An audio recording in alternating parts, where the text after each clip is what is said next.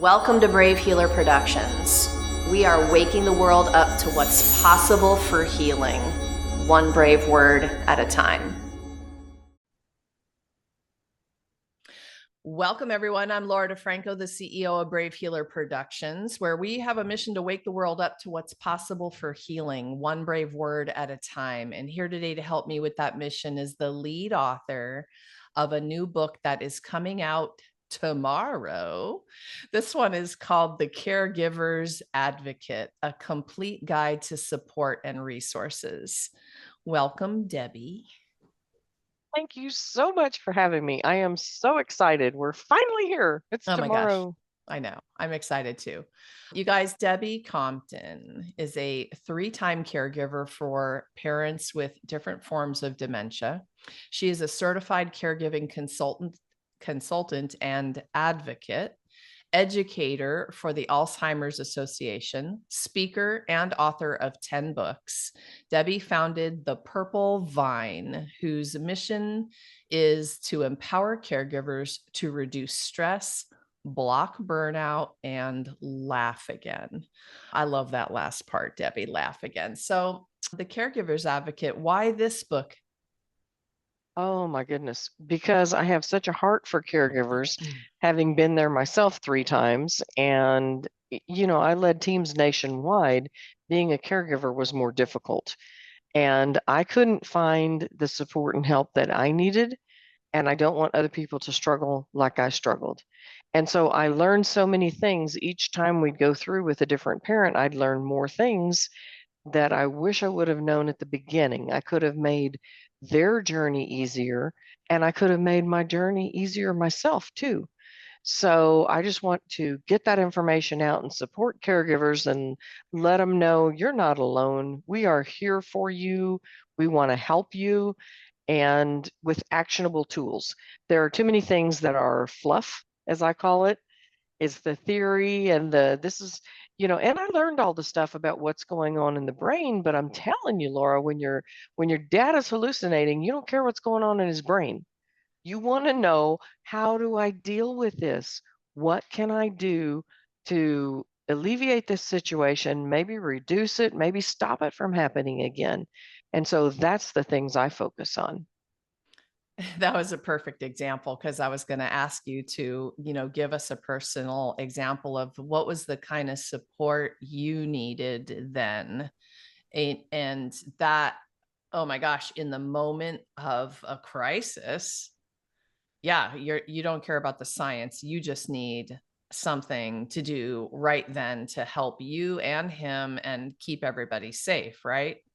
Exactly, exactly. You need actionable tools, useful information, things that you can say, okay, I know what to do. I need to do this, this, and this. Because not only did I not have the tools, I didn't know what was coming next. I didn't know what to prepare for. I had no idea. I mean, I started my caregiving journey flat-footed. It's just, I'd never even known anyone who had Parkinson's before dad, didn't know anything about it. And so I started doing tons of research, but again, I learned the steps and stages and what's going on in the brain, that kind of thing. But, there's so much information. And I think information is the best thing for caregivers, because if you can be prepared and if you can know, okay, this might happen, and when it does, this is what I'm going to do, your journey is going to be so much easier. So I just want to say thank you about that real quick before we move into more questions, because this topic is tough. And you not only took it on and took this mission on to gather the experts, but you do it with such humor and grace. And I appreciate that about you so much. You had such a big vision and mission for this. You have for a long time. And you brought an incredible group of experts together with big hearts and badass tools.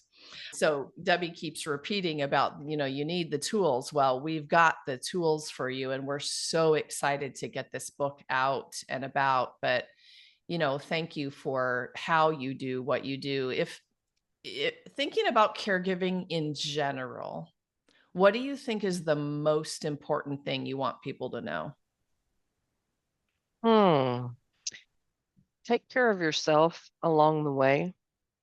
And I feel a little bit like a hypocrite saying that because I didn't do that. And I didn't even know what caregiver burnout was. I was in full blown caregiver burnout and had no idea what was going on. You know, you start having more headaches, you start having stomach trouble, you start having indigestion, you start having all these things, and you're thinking it's just my body, it's whatever. It's the stress that you're carrying that is then attacking you because you're not taking care of yourself. And that was a really difficult thing for me to learn. And I actually didn't learn it until my third time around. I think I'm a slow learner. So again, that's why I try to tell people it's like, don't do what I did. Don't wait until you hit rock bottom. Let me help you sooner. And these fantastic people that I've found have so much great information and advice. And we even had a doctor read it and say, oh my goodness, I learned things I didn't know before. It's fantastic. Yeah, the advanced reviews have been coming in, you guys, and they've just been phenomenal. I've been telling some of the authors about how the professionals and the laymen in the world are receiving this information, and it's all been so beautiful. And we're so excited for tomorrow. You happen to be a certified caregivers advocate. Like, what does that mean, and why do we need that?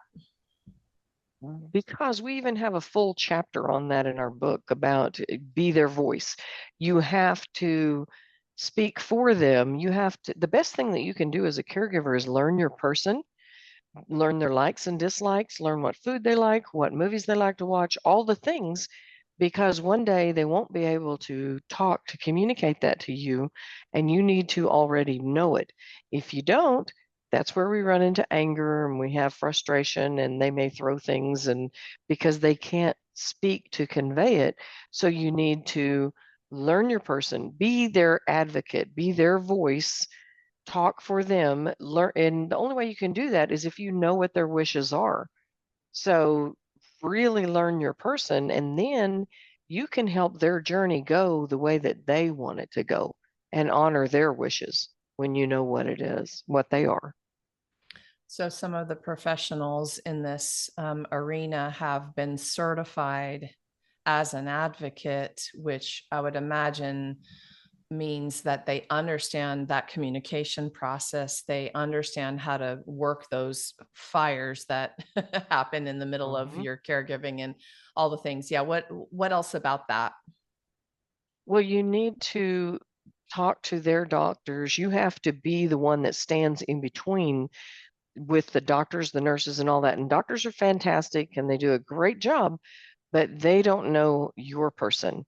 And for example, my mom has a completely different reaction to iron medication and she shows up low on iron medication.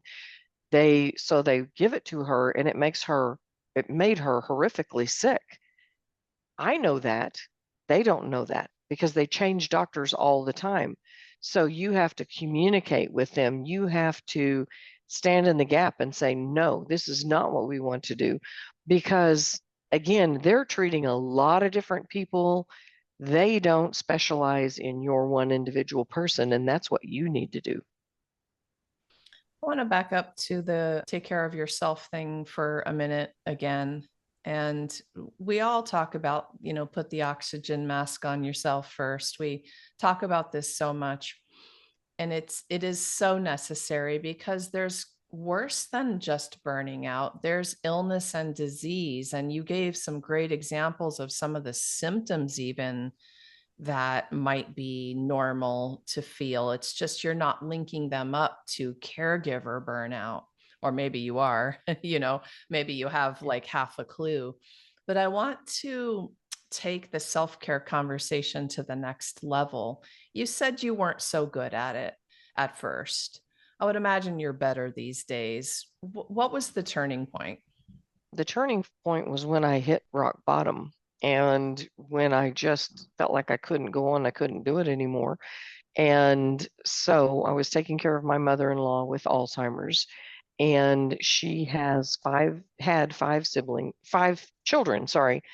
And so, but I was the full-time caregiver and I couldn't get the help and support that I needed. And so I decided I was done. And I made a notebook with all of her likes and dislikes and food and things like that, and movies that she liked to watch, and medications and doctors and the whole bit. And then I made a schedule of who was keeping her for 3 days. And then the next person was keeping her for 3 days. And then I took her to the first destination, dropped her off, and I got on a plane and went to North Carolina to see my son. And What a what a great it story. It was fantastic. It was the great awakening, as I call it, because they had no idea when you're talking to people about crazy things that are happening, they just can't imagine because that's not their mom. And they're right, it wasn't their mom, it was the disease. And when this little person who loved everyone, never spoke ill of anyone, sweet, demure, kind, the whole bit, right? And all of a sudden she's cussing like a sailor, throwing things at me, hitting me, and they're going, yeah, right, you know. But then when I dropped her off and they spent 3 nights, they're calling me and going, she doesn't sleep at night. She's up multiple times through the night. Yeah, I know. And then they're telling me, man, I'm so exhausted. I haven't slept good in 3 nights. And I'm like, wow, 3 whole nights. Huh. So it That was it was wonderful, but I mean that's drastic. You need to take care of yourself before you get to that point. And that's what I finally learned was don't ever let it get that bad again. Let's and there are ways. And people say, "Well, I'm alone. I don't have anyone, I'm a solo caregiver." So was I. So was I. But you know what? I knew that there were people at my church that were older and that were lonely. They didn't drive anymore, but they were cognitively fine. So what I did is went and picked up a little lady after I called her, of course, but I picked up a little lady, brought her to my house, sat her down in front of the TV with my mother-in-law, and the two of them watched movies while I went and soaked in the tub. mm. And then I read a book. It was fantastic. It was a mini vacation and I was there in case they needed help, but they didn't. They were just enjoying each other's company. It was great for them. It was great for me. So there are ways, and that's what I try to help caregivers do is find something that's workable. There's a solution. Sometimes you just have to look harder to find it and find the joy. You have to laugh. It's They're horrible diseases. It's awful. You're surrounded by depressing things all day long, but you can't focus on that. You have to focus on those little glimpses of joy, those little glimpses of laughter, and that's where I find the laughter. It's funny. Some of the things that they say, my mother-in-law told me she'd sell me, but nobody would buy me. And so I'm laughing and I'm like, I'm sorry, I'm not worth anything, because she doesn't mean that. She never meant that. She loved me. So, there's joy all along. If you choose to laugh sooner, you'll be a lot healthier. So you were so creative in finding someone who would be willing to come and sit and watch the movies. And I've heard a lot in our other author interviews about, well, you kind of have to ask for the help. Like you have to be brave enough and you have to actually do it. And sometimes you have to be creative if you're the only one and you think that you have nobody to ask. That's probably not true, right? Yeah. So how would you inspire people to ask for the help? Kind of the how of that. Well, my younger brother is actually the one who got me on that and changed my mindset completely on that because I hadn't gone to the doctor in several years. You know, caregiving, didn't have time to take care of me. I was at the doctor all the time for my mom, my dad, and my mother-in-law, but not for me. And so my brother said, if somebody asks you for help, would you help them? I said, absolutely. And he said, how does it make you feel when you help someone? And I said, it makes me feel good. And he said, right, it's a blessing. So why are you robbing them of their blessing? And it was just an aha moment. It was an, oh my goodness, people want to help you. They just don't know how. And all you have to do is tell them or voice the how. And it could be you need someone to mow the yard, to walk the dog, to whatever. It doesn't have to be related to caregiving, but something that you need help with, cooking you dinner a night or two a week. Just, I suggest I have people write a list of things that they could use help with and put it in your purse, put it in your pocket, whatever. And then when someone says, well, let me know if there's anything I can do to help, pull out that list and hand it to them. You don't even have to say, would you do this? You can say, is there anything on this list you'd like to do? They have the choice. They have, and they've already said they want to help you. So they're willing. By you standing there and saying, no, I'm fine, I'm okay, you're being a good little martyr. You're robbing them of their blessing. Love it. I love that. I love the list in the purse idea also. That's brilliant. And hey, we're not just talking about caring for elderly parents or parents with dementia or Alzheimer's. We're talking about moms who need help with kids and lives and all of the ways we take care of people. And you all have all seen burnout in caregivers in lots of different ways in all of these scenarios. I love the list idea. Like, I'm going to keep that in.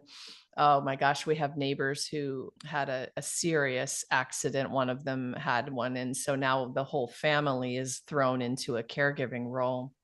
And I want to ask you about this next. Here it is in your lap. You didn't see it coming. You didn't ask for it. And maybe you don't believe you're the right person for the role, but yet here you are. And there can be a lot of problems with that. What do you want to tell us? What advice do you want to give us? Everyone is not cut out to be a caregiver. And I didn't think that I was either, but I became one. But some people don't. Some people are like, I just cannot do this. That's fine. Know your limits and then look for other options because sometimes the best option is to have them stay elsewhere. And that way you can go and visit. And a good example of that, I cared for dad till he passed in his home. That was his wish. I cared for my mother in law till she passed in my home. That was her wish. My mom was oblivious, didn't care, loved people. And we wound up having to put her into a memory care facility. It broke my heart. I cried. I felt so guilty. I felt like I let her down. How can I do this? I cared for the other two, and here's my sweet mom, and I can't, just guilt upon guilt upon guilt. Well, I took mom there, and it was fantastic for her. She had new friends. She had activities to do all the time. She had things going on. She actually blossomed. And the thing that it did too is it greatly improved our relationship because I was no longer the bad guy. I wasn't the one who was forcing her to eat and, constantly nagging her to eat and making her take a shower and do all the things. I got to be her daughter again. We got to enjoy each other's company again. And it turned out to be fantastic. And I never would have foreseen that, but it was great. So know your limits, set your boundaries. We talk about that in the book as well about, set those boundaries and then find help. And that's what the majority of us in the book here do is to help you find that help because I guarantee you it is available. I have not met a single person that we couldn't find help for. Not a one. It's a good reminder. So speaking of your co-authors, let's go there for a minute or two. I'm so grateful to all of you who might be listening to this interview, all of you co-authors who said yes to this project and raised your hand to be a part of this expert collaboration. Thank you so much for pouring your hearts and souls into your stories, first of all, and helping us not feel not alone. But then the master teachings and tools and practices and strategies you're putting in here, they're amazing. So thank you all for doing that. Debbie, what other message do you have for your co-authors today? Well, you did a good job of summing up what I feel because I interviewed a lot of people, as you know, and I'm so thrilled to have found the right people. These are people who have a heart for caregivers. They all love caregivers. They've all have been caregivers. And they provided such wonderful tools and strategies for caregivers to use, action steps that are free. It doesn't cost you anything. We tell you, we share the secrets with you. And I'm so proud of every single author because they wrote fantastic chapters. They really got real, they got raw down to the nitty gritty, and shared truths with you, and then strategies and hope.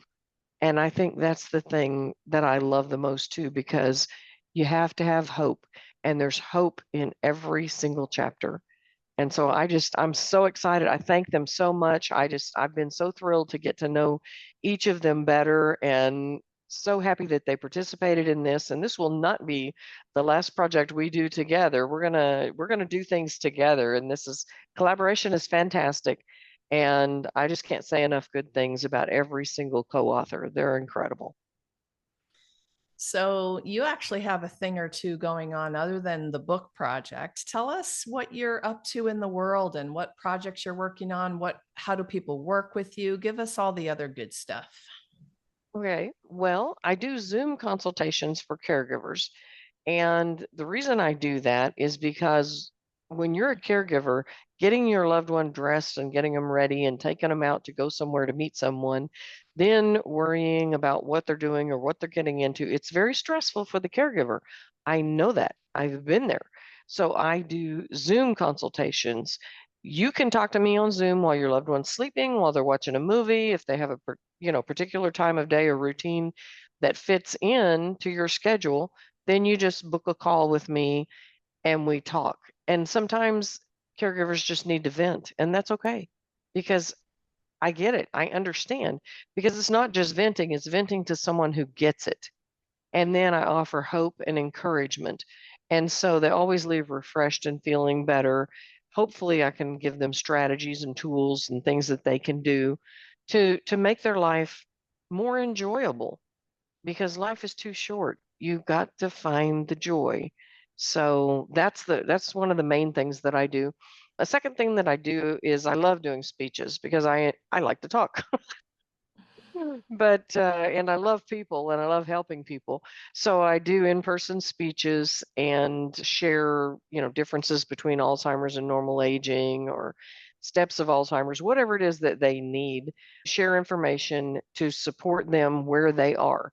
And so my speeches change all the time. I don't do a canned speech. I get to know who's going to be in the audience first and adapt the speech to them so that it will personally help them.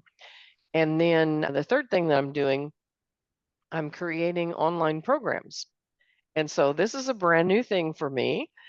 But as I thought about it and as I saw through my own life, I would sign up to do a course and then I couldn't do it because we're having issues and things are going on and all this kind of stuff. And so I thought, you know what? They need to be able to have it on demand. They need to be able to, hey, I got a few minutes. Let me see what I can learn about. And the first one that I put up is stress reduction, because we need stress reduction techniques. Who on earth doesn't need to know stress reduction techniques, right? You Right. use them everywhere. Yeah, all the time. And so I teach simple, actionable things that you can do no matter where you are. And excuse me, just lower that stress level, lower your blood pressure, and that's key because blood pressure is a huge byproduct also of caregiver burnout. You get high blood pressure that you never had before. Well, guess what? You have unrelieved stress. So we need to take care of that stress first. I love it. Thank you. My website is thepurplevine.com, and caregivers can go there to read articles. I have a blog that covers a lot of different things, and they can also sign up on the email list. I only email once a week because you don't have time and you don't want to be bothered, and I get that. And so that's more support that's available for free. Awesome. Fantastic. Okay. Any last words of advice you'd want to leave us with in terms of what we've been talking about today? Something you want your caregivers to remember? By the Caregiver's Advocate. The book covers so many topics. Even we go all the way to bathing and how to handle it easier and better. So it's action steps to support you because we want you to take care of yourself. We want you to live healthier and happier. And the number of caregivers is increasing dramatically because the baby boomers are aging. And the number one risk factor for getting Alzheimer's is old age. So there are going to be more and more people that are going to be thrust into the caregiver role that have no idea what to do. So that's where we are there to support you. And at each chapter, you have contact information for every author. So if you connect with one or all, just reach out. Help is available. You are not alone. Thank you, Debbie. Debbie, gosh, I'm excited about this book too. There is going to be a book link down below the show notes for all of you so you can purchase the book.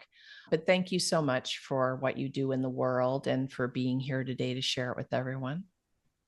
Thank you. And thank you for reaching out and for publishing our book. I appreciate it. You've been incredible. We've learned a lot with you. And I tell you, Brave Healer Productions, fantastic. Thank you.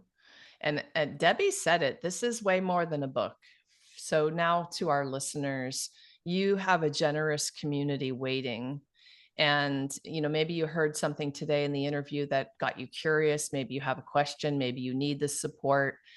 Check out Debbie's website and reach out to our co-authors in the book. They're there to answer the questions and take you that next step on the journey. Go explore all of what Debbie is up to in the world. It's a lot. It's amazing. And if you are ready, you can join us for the book launch party. We're going to have that on Zoom, July 8th, coming up soon, 10 a.m. Eastern. I've got the information down below. So all of our caregivers advocate authors will be there. We're going to have such a fun time for that. And you're invited. And if you happen to be listening today or tomorrow or any other day after this, you can go to Amazon and grab your beautiful copy of this book. Lastly, today, everyone, remember your words change the world when you're brave enough to share them. So it's time to be brave. See you next time, everyone.